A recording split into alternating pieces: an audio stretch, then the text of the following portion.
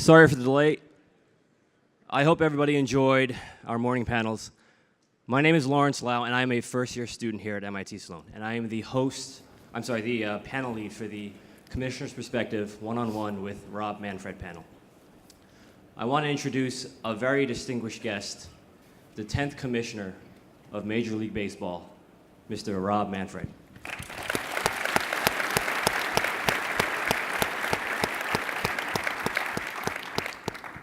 Hosting the panel, moderating the panel will be Mr. Brian Kenny.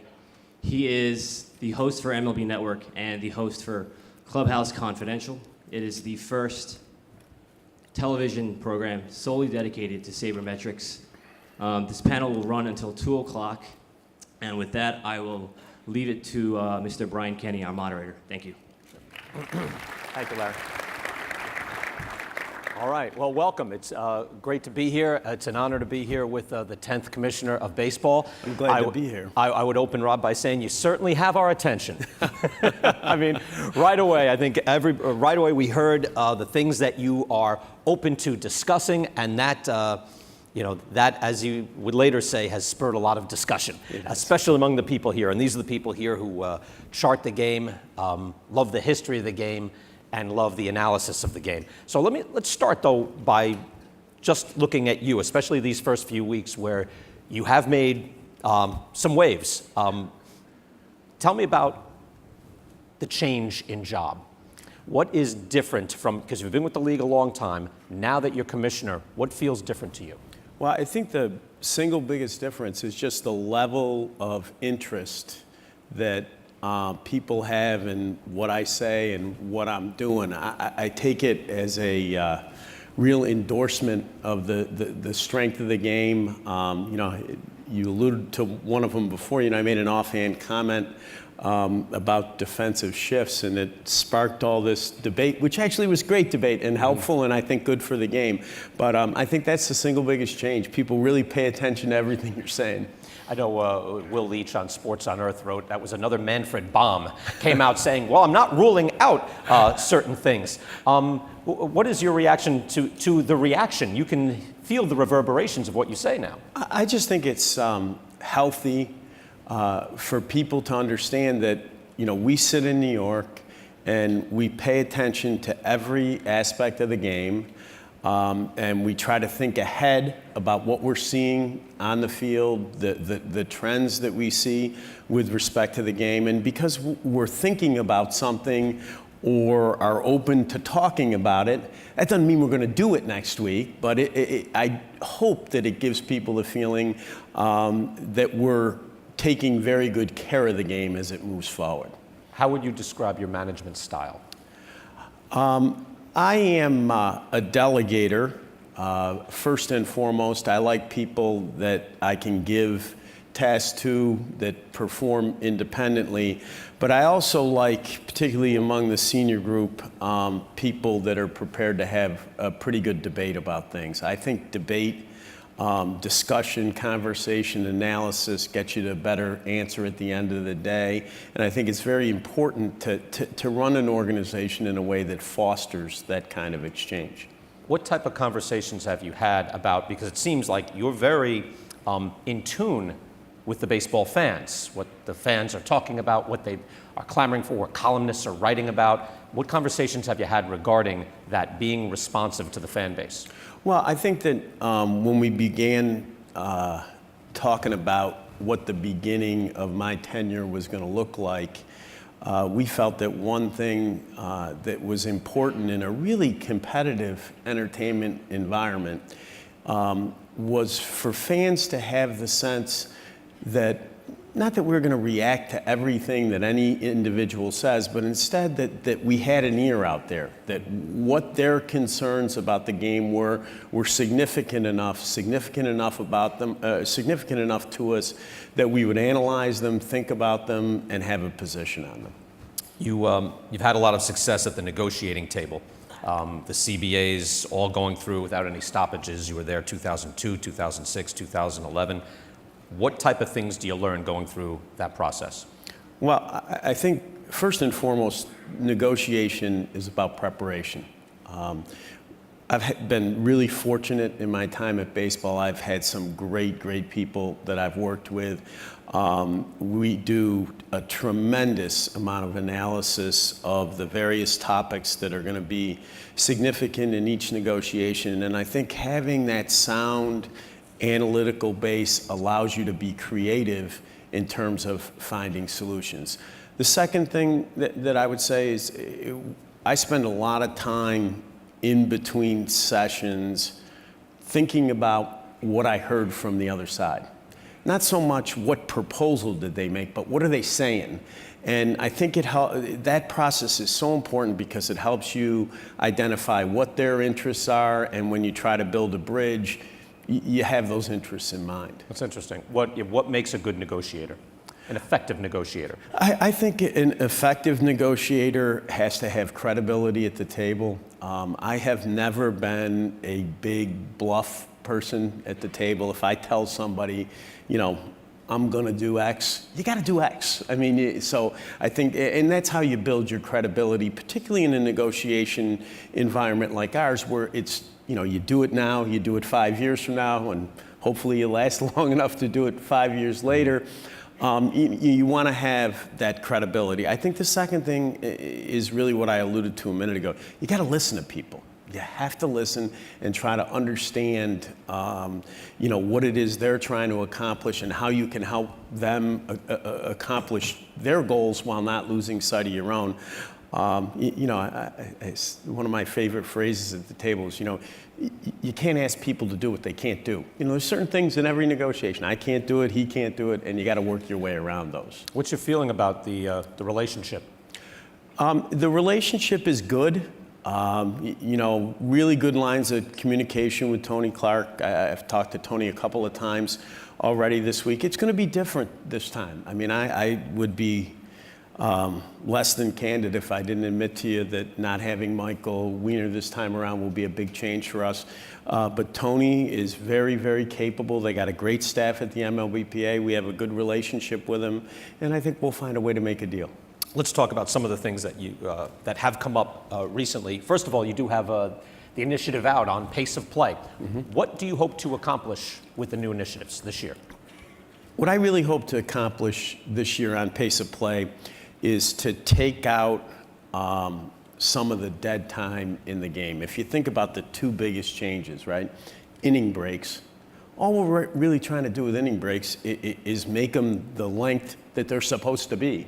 I mean, we owe a certain amount of commercial inventory to our broadcast partners, never would interfere with that. But we had gotten a little sloppy about in and out of the breaks, so that 2:45 became 3:10. And we just want to clean that up so that the game moves along.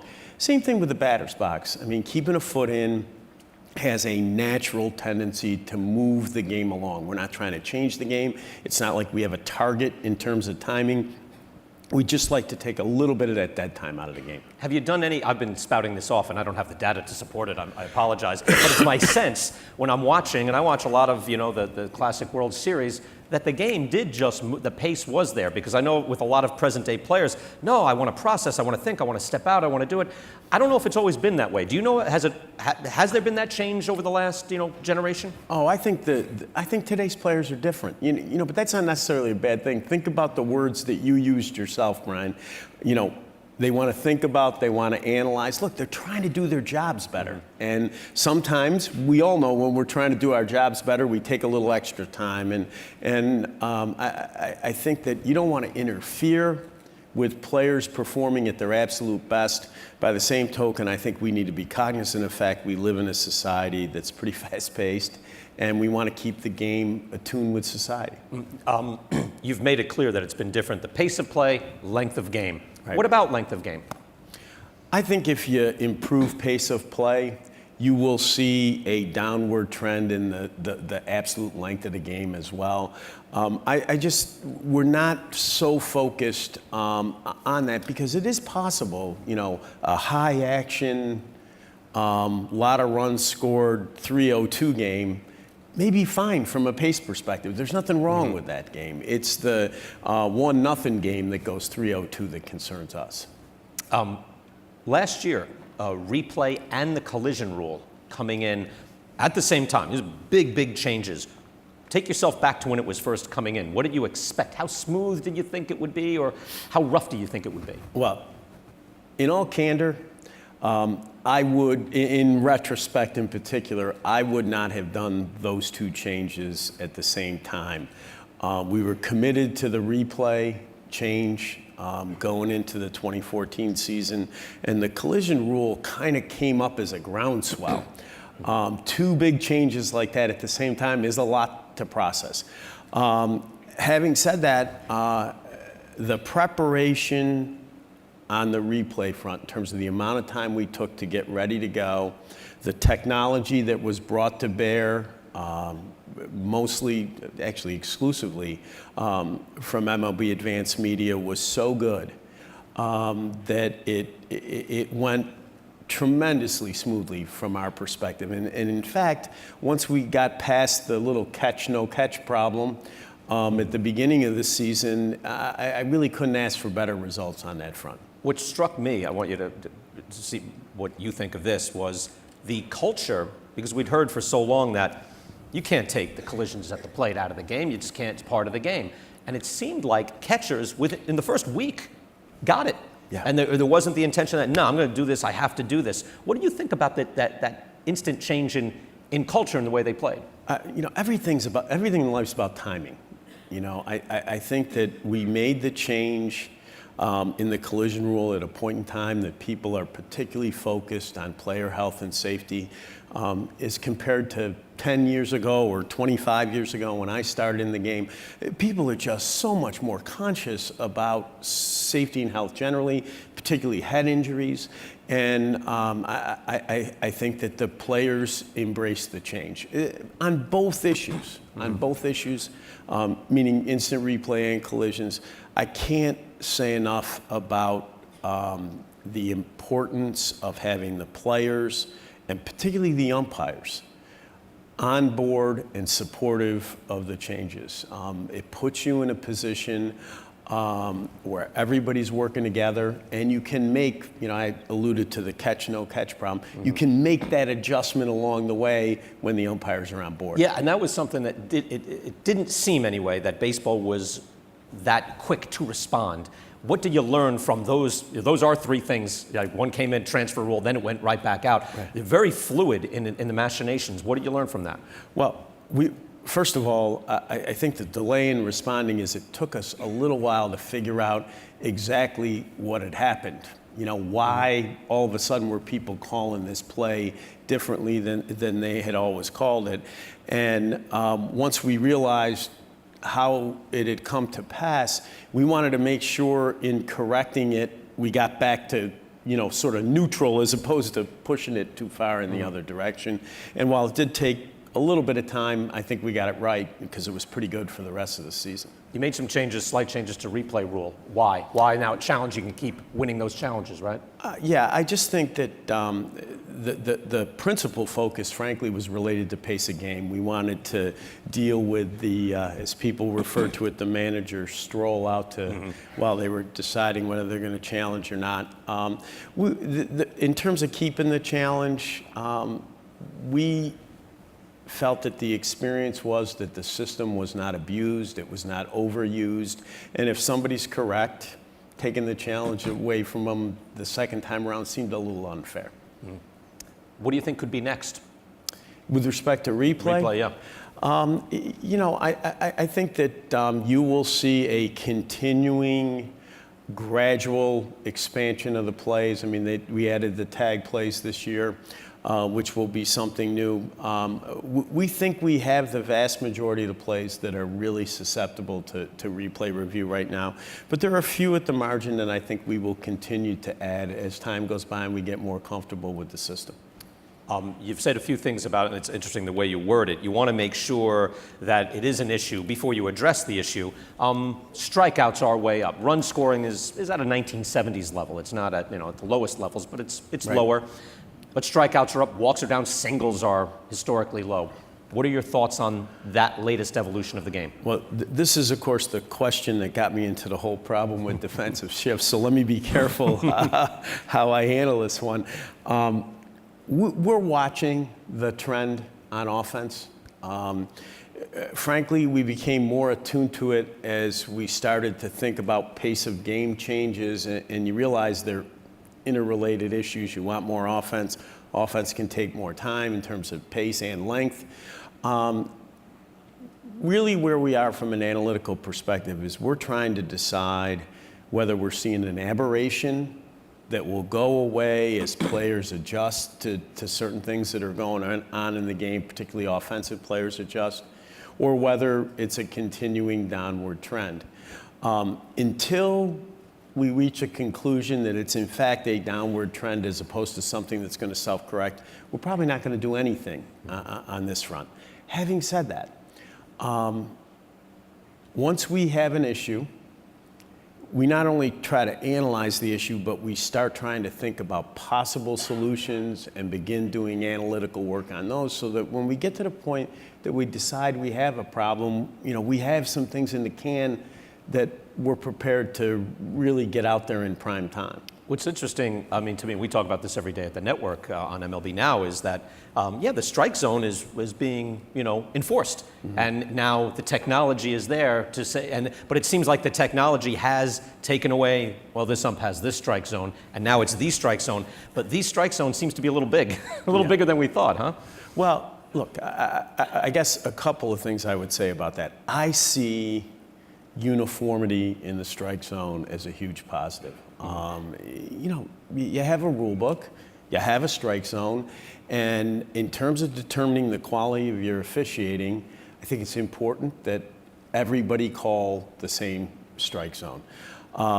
In terms of the size of the strike zone, that's a separate issue that you deal with, in my view, by changing the rules. But I think the umpires are to be congratulated on how far they've come with respect to the uniformity issue. I mean, years ago, you had guys all over the place, and I know Sandy Alderson's going to be at the conference later on, and this all really goes back to an effort that Sandy started when he was with us in the commissioner's office in just after 2000. Isn't it fascinating that it's not that, oh, this guy has a low strike zone or the low strike is being called? It's like, no, there's so much data that we all look at now that we can see exactly who's calling what and where it is and look back on it. I mean, it's amazing now, and we'll get to StatCast in a minute. But first, I want to start with, you were quoted as saying recently, we own a world-class technology company. Mm-hmm. What do you mean by that? Well, I think that some people think of MLB Advanced Media, they think of the website and the apps and at-bat and all those great products that are baseball focused and always will be baseball focused and a core part of our business. But in addition, Bob Bowman, to his great credit, has developed a streaming capability that is so advanced that some of the leading entertainment companies in the world come to him to run their back end, do their streaming for him. The most recent example is HBO, well-publicized deal that they made with Advanced Media.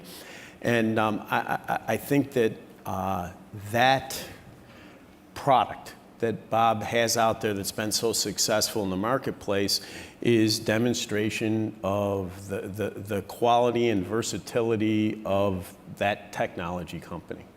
What do you think is next for in-stadium technology? What is being looked at, or is that up to the individual clubs? Because they are tailored, everyone has a slightly different vibe, but what about from the baseball point of view? I think that, look, there is individuality involved with respect to our 30 clubs. All the clubs have their own philosophies. They can be slightly different as to what they want going on in the stadium. Having said that, technology is a high investment operation, and I think you will continue to see MLB.com, Advanced Media, be a driver in terms of the technology that's brought to bear in the ballparks. I think we will continue to try to develop products that, as a conceptual matter, don't distract people from the game, mm-hmm. but in fact help people understand what's going on in the field better. give them information that supplements what they can see with the naked eye so that they understand what is an extraordinarily complicated game and why particular things happen in the game. What are your thoughts on that as far as, because I've been in so many different parks where the tone is high or lower, or you can have conversation. Other places, it's more you're being blasted. What's your view on what's the right blend? I think that I really do see as a local market issue. When you go into, the best part of this job, right, is you get to go to the ballpark all the time. I mean, it really is the best part of the job. And, you go to a game in San Francisco. The atmosphere in that ballpark is really different than the atmosphere that you have in a place like Philadelphia. And one of the great things about baseball is we have always allowed the individual clubs to be the entity that decides how it's going to meet the needs of its local fans in its local market. The At-Bat app obviously is a huge success. People can watch the games, on their phone, on tablet, everything. What's next, either on the app or in addition to the app? Will there be anything more beyond that? Well, two big changes with the app this year. It will be available in Spanish for the first time, which we think is a really important change for us. And then second, of course, is StatCast will be available on the premium version of At-Bat, which we think will be an exciting development for fans, particularly fans interested in analyzing the game. All right. So here we are. Okay, here we go. So I was here 2 years ago when Bob Bowman and his crew came out, and everybody was tweeting like crazy. Oh my God, have you seen this? Have you seen this? Where are we with StatCast? Let's start with, will every park be rigged up this year? We will be operational Mr. Bowman assures me, as recently as an hour ago, we will be up and running in all 30 ballparks as of opening day. Wow, okay. What happens then? Like, where does it go? Well, I think that will be three principal initial deployments. As I said, it will be available in the premium service on At-Bat. It will be available on the website. And our thinking is, and we're not finalized on these yet, that a number of RSNs will use StatCast in their broadcasts. We went out and met with the Fox RSNs recently. Bob did a demonstration of StatCast for them.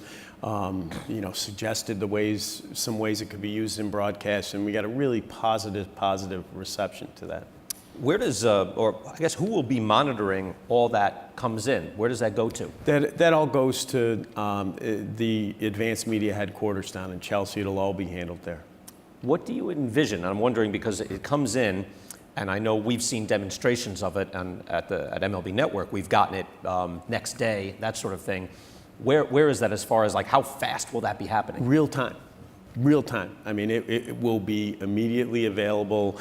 The intention is that the timing of it will be such that people will engage with it as the game goes on, real time. So you'll be able to look at route efficiency right after a guy makes a catch and that sort of thing? That's pretty good. Yeah. All right. So, well, he's pretty good. Yeah, no, that's pretty good. I think that's what people are looking for. I know what this crowd is also looking for because there's been the long history of access to data. What will the level of access to the data be? Because I know clubs will be studying it as well. What about the fans? Yeah, what I would say to you about that is I think over the longer haul there will be very good access to data. I mean, I think you saw how we evolved with respect to PitchFX and the availability of that data. I can't say to you I think all the data will be available on day one, but I do think that over time the data will be available. I think the great thing about StatCast, people want video-based products, and I think the genius behind it is that's what it is at the end of the day. It's video-based, and people can enjoy it as the game goes on real time. What have you had any interaction with the ball clubs and what they think they can do with it? Yeah, great level. One great thing about our 30 clubs is if there is a potential for a competitive advantage or utilization of a product, their level of interest goes through the roof, and this is one that has attracted a lot of attention. Yeah, what do you think it will do? I mean, I think it's fascinating in that we had Jeff Luhnow here 2 years ago with the Astros, and he had said that there are a number of clubs not even looking at results-based statistical analysis. They're looking at the angle off the bat, and the exit velocity, and the vector, and all of that. I would think scouts would be embracing that. You know, those are the part of the nuances of the game. That's that's absolutely right. Look, you see it in all sports. It used to be the only thing you want to know about a golfer is how far he hit it, but now it's the launch angle, how much it spins, and the level of analysis.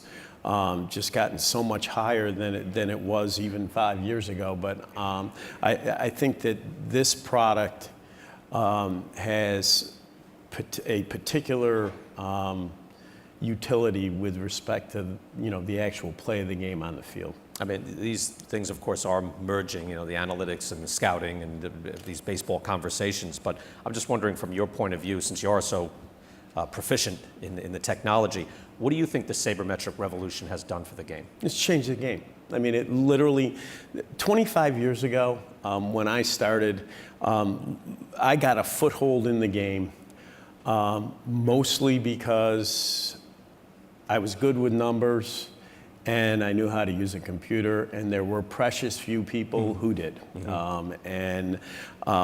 Today, what every major league front office looks like. Different types of people with different skill sets make baseball decisions today than did 25 years ago, and it's largely as a result of the changes that were set in motion by the coming of sabermetrics. What do you think that does now to have you studied it? I mean, we all think that younger fans are looking at these things, reading these things. How closely is Major League Baseball looking at exactly who has a high level of interest in this? Look, we think that technology analytics are particularly important in terms of maintaining our younger fan base. There's absolutely no question about that fact. But even in the demographic groups that you think of as older, I'm embarrassed to say this now, my demographic group, we get great engagement with these kind of products on MLB.com. Gambling, what's your position? Well, I think it's important to start Sorry, was that abrupt? Sorry. Let's get right to that one. You have talked about it, yeah. I have. Look, I think that you have to have a little historical focus. The Office of the Commissioner in Baseball was founded based on a need to deal with players interacting with gambling. So I think rule one is we will always have rules that make sure that gambling, legal or illegal, cannot have any impact on the play of the game on the field. That's integrity, it's rule one. So I think that will always be that way. In terms of the away from the field issues associated with the legalization of gambling, I think that enough has happened out there that it's incumbent upon me and my staff to take to the owners the developments in this area, to have a conversation about some of the rules that go beyond the play of the game on the field that we've had traditionally in baseball, and revisit those. And it's such a fundamental policy that I think it will only get changed as a result of a conversation with the 30 clubs. Last, I do recognize, well, I guess I'll say two more things. I do recognize the significance of, gambling to the popularity of sports. It's hard to miss, the way people write about it out there. So, we do think about that issue. And then finally, I give Adam Silver a lot of credit for sort of starting the debate. I think that without embracing everything that he said, I think certainly the idea of having a uniform federal system to govern gambling, whatever that system is, whatever the content is, it's completely illegal, it's not illegal, whatever it is, uniformity at a federal level seems like a pretty good idea to me. So it seems like fantasy baseball and fantasy sports kind of morphing into that. How does that change the approach? I mean, I think I see, we try to maintain a pretty clear line between what we see as fantasy products on the one hand and what we see as gambling on the other. I think fantasy is an important form of fan engagement. I think it's particularly important for young fans. And I think it's an area where we need to do a better job. I mean, obviously fantasy started with baseball. I think the difficulty is that our fantasy products need to evolve in a way that they don't require quite the 162-game, 183-day commitment that the traditional fantasy league might. Yeah, not for this crowd, clearly, but yeah, I wonder about that too, how fantasy football is so huge. It's easier, of course. It's a once-a-week thing, you can do that. But yeah, how does baseball take advantage of that since it is so much better? I think it's a question of developing games that require a less constant engagement. We all know fantasy guys that are so completely into it, it's like they don't have time for their real job. I mean, it is a big time commitment. I think that, excuse me, it's important to have games that require a little less of a commitment. Your thoughts on number of teams in the league? Where do you think that is? Where do you think it would go? I think that there is not a lot of conversation right now about additional teams. We're comfortable with the 30 that we have. We got a couple of markets where we really do need to get new facilities built, really more focused on that issue than we are in expansion. Having said that, over the long haul, because I am interested in the internationalization of the game, Canada is a big country and only has one major league team. Mexico is certainly close enough that it would work in terms of having a team there. So I think over the longer horizon, the idea of having maybe 2 more teams, maybe outside the United States, is intriguing. How much is that thinking influenced by the amount of revenue, regional sports networks, the want of inventory out there, and obviously there's a larger population in the country as well? Mm-hmm. I think that, look, when you think about expansion, it's 2 fundamental dynamics, right? You're spreading your national money 32 ways instead of 30, but you're opening up markets. If you're expanding somewhere that's an entirely new area, there's a lot of incremental revenue available from that type of expansion, and that's why when I think about the idea of maybe 2 more, I talk about markets that are really completely untapped for us in a lot of ways. You mentioned international, but any thoughts, since baseball is a world game? You have the World Baseball Classic. We can see things are changing in Cuba. Any thoughts internationally for new markets? I'm a huge WBC fan. I was on the board from the very beginning of the event. I think particularly in an era where baseball is not in the Olympics, the WBC is crucial to the internationalization of the game. And I like the recurrent nature of the event. It's not going to Australia and playing 2 games, which is fun. It was great. It was good for the game. But I like the idea of recurring events. Along those lines, over the long haul, I think baseball, and I'm talking maybe past Rob Manfred down the road, I do think that you will see a franchise outside the continental United States and Canada. There will be a franchise outside. How closely are you monitoring things with Cuba internationally? Paying a ton of attention to Cuba for 2 reasons. I mean, the first and foremost, as the newspaper seems like pretty much every day demonstrates to you a tremendous potential source of talent. Nothing we like better than to have the best players in the world playing Major League Baseball. It's really what makes our game compelling.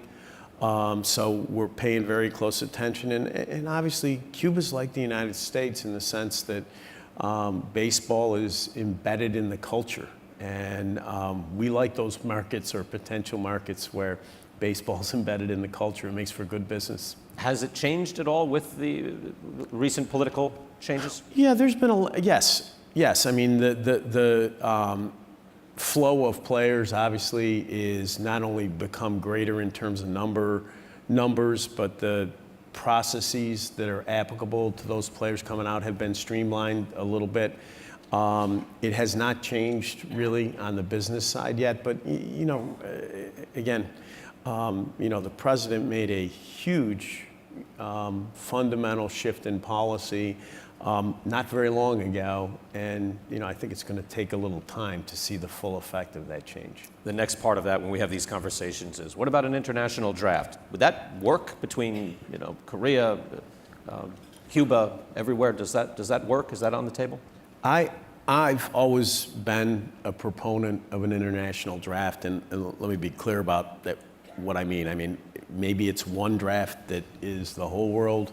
Maybe it's the draft we have now with a second draft to cover the rest of the world, but a draft system that covers the whole world, however the particulars are worked out. And the reason I've always been in favor of it, I think it makes sense for people to enter the game through a single mechanism. Essentially, the same rules apply to you no matter how you're entering the game. Obviously, there's always going to be that carve out for the already professional player, the excuse me, the Japanese professional who's played 6 years.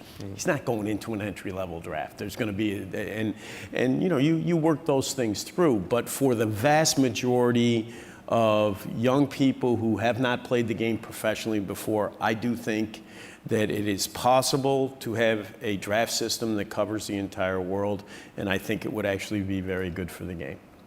Just as I'm sitting here, it's better than sitting next to Ken Rosenthal. I can ask the commissioner now. We saw Yohan Moncada, right? Yet, I'm wondering, how often do you think a mechanism is there that will stop teams from spending, and then they say, nope, we'll pay 100% tax penalty on that, the way the Red Sox just did? It's funny, we were laughing about this the other day. 18 months ago or so, started looking at how the draft changes from the last collective bargaining agreement had worked, and we're pretty pleased with the domestic side, and the slots or pseudo slots kind of look like slots, and that's all a good thing.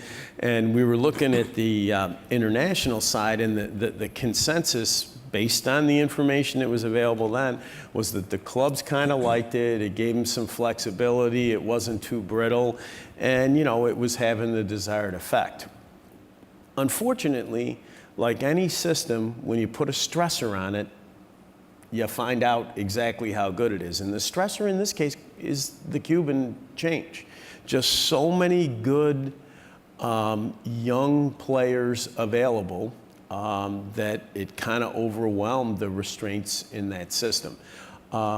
Once that flow regularizes, we'll have to make a judgment as to whether the system can work over the long haul or whether we're going to have to make additional changes. Yeah, how does that work? Or is there a constant conversation with the Players Association, or are you both thinking it when you see unintended consequences? And it could be with the qualifying offer and who it affects, who it doesn't affect. And eventually you'll be looking at it anew. What are your thoughts on that? Single biggest change in baseball in the last 2 decades has been the way that labor relations has been conducted during agreements. It used to be, you'd complete the 1981 basic agreement, and basically the next time you would have a meaningful conversation about the content of that agreement would be in 1986, 5 years later.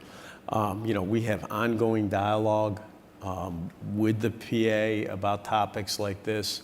Both sides have expressed and demonstrated reasonable flexibility to make changes. I mean, in the drug area, we do it all the time, midterm. And that's a huge improvement in terms of our labor relations. Sport changes fast.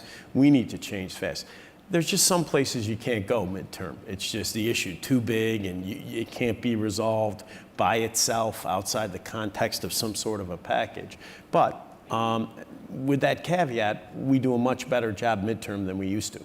Have you, speaking of which, and having gone through what you just went through with Alex Rodriguez, biogenesis, are you comfortable with where the performance-enhancing drug policy is right now? Yeah, I think that our performance-enhancing drug policy is as good as any in sport. You don't have to take my word for it. I mean, if you go back and look at what the World Anti-Doping Agency used to say about us and what they say about us today, I think we've made tremendous strides there. Having said that, drugs is one of those issues. There's no such thing as comfortable. You always have to stay vigilant. You have to spend time with people involved in the area to make sure you understand what's going on out there, because nobody stands still. People are out there trying to figure out new things every day. So you have to constantly educate yourself as to what's going on, and then you have to have a good partner like we have on this issue with the Players Association, who's willing to make adjustments in order to deal with what's going on out there. And there is therapeutic use exemptions. Where do you think the future is for that? Or players who will, and who knows what will be coming down the line as far as what can be replaced and what can't be replaced? How flexible or fluid will that be? Look, I think that TUEs are a really interesting and probably overthought concept. Put aside ADHD, and I'll say a word about that. We have a handful of TUEs in a year. ADHD is a little different. High prevalence rate among the kind of player population that we have. And it is a controversial topic because the diagnosis of ADHD is difficult, somewhat subjective, whatever. I do think that there will be stress on the TUE system for all sports going forward as medicine continues to evolve and the line between curing, replacing, supplementing gets grayer and grayer.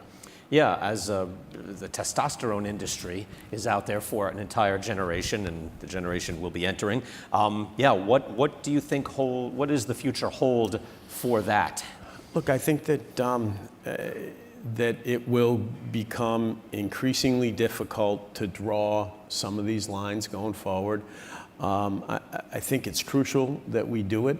However, I think that the important thing to bear in mind with respect to performance-enhancing drugs, and it is a principle that drives everything that we do, we look to protect the player who wants to play the game with no artificial enhancement. That's what the policy's about. That's what it's always going to be about. We don't want to ever put that player at a disadvantage vis-a-vis somebody who's doing some sort of performance enhancement.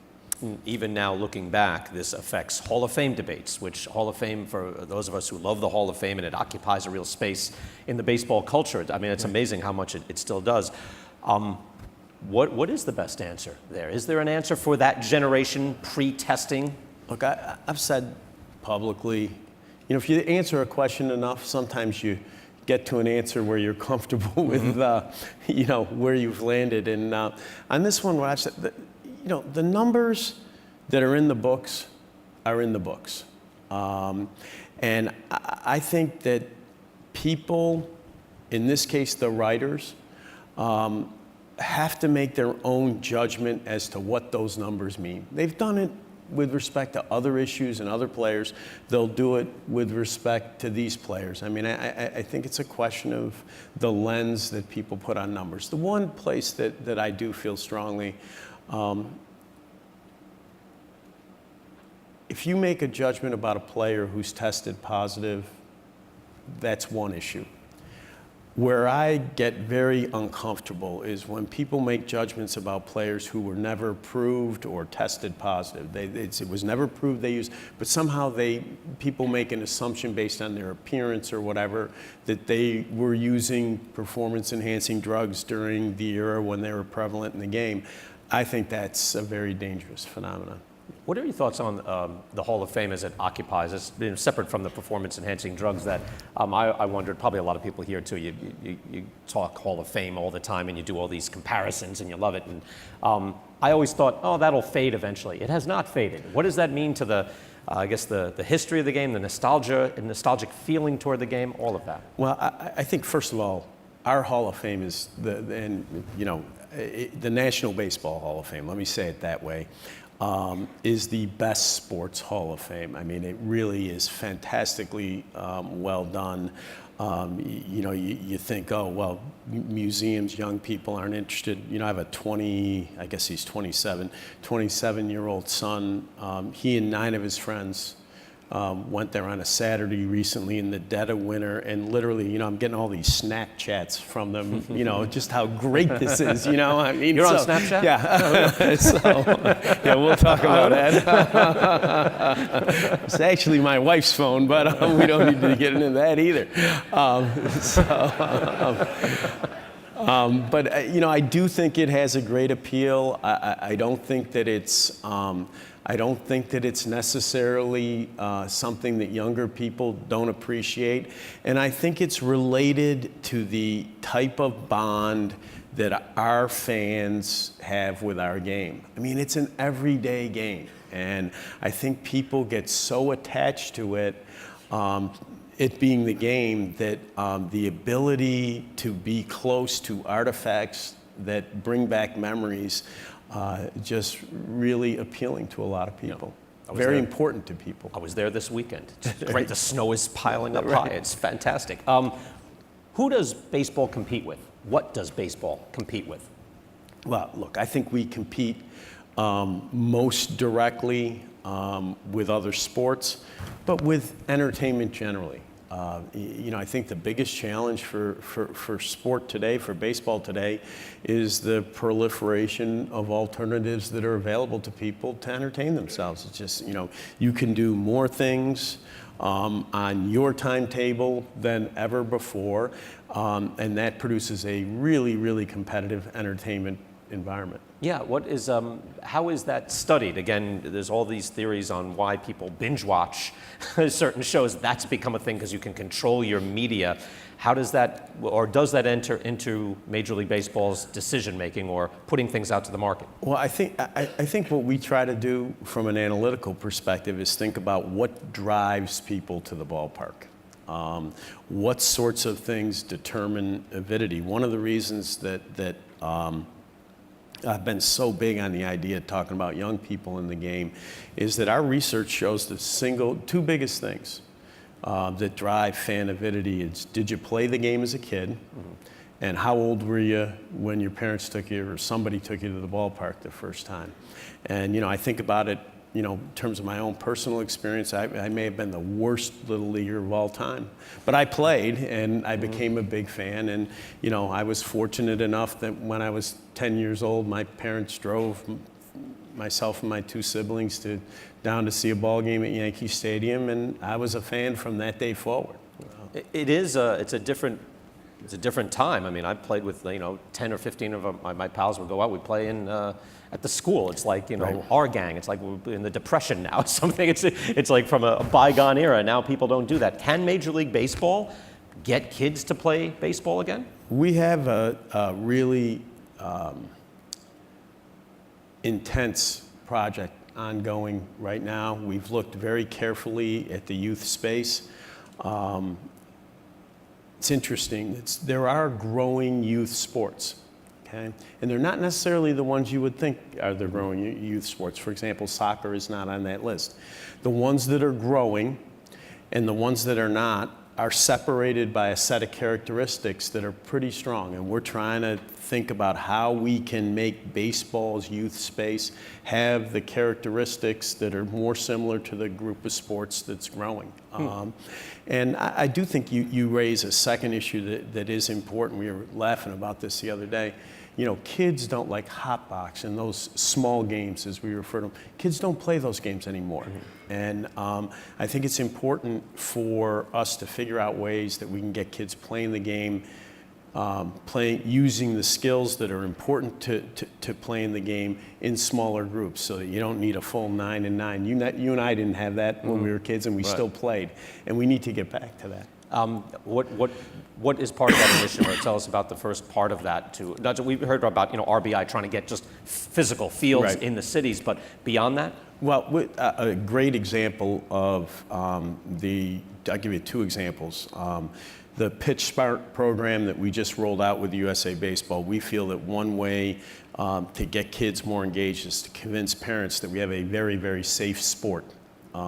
Pitch Smart is designed to help parents make good judgments about how a kid is used, when he's pitching, how much he's pitching, and to get a uniform set of guidelines across all the youth leagues so that everybody's doing the same thing.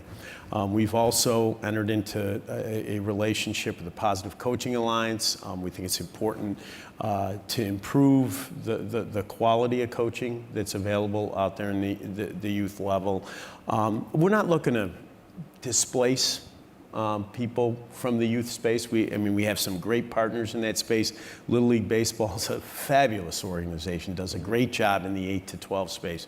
But what we are looking to do is organize the space a little better to make sure that we're getting as much participation as we possibly can. You bring up Pitch Smart. Your thoughts on pitcher injuries and where this comes from?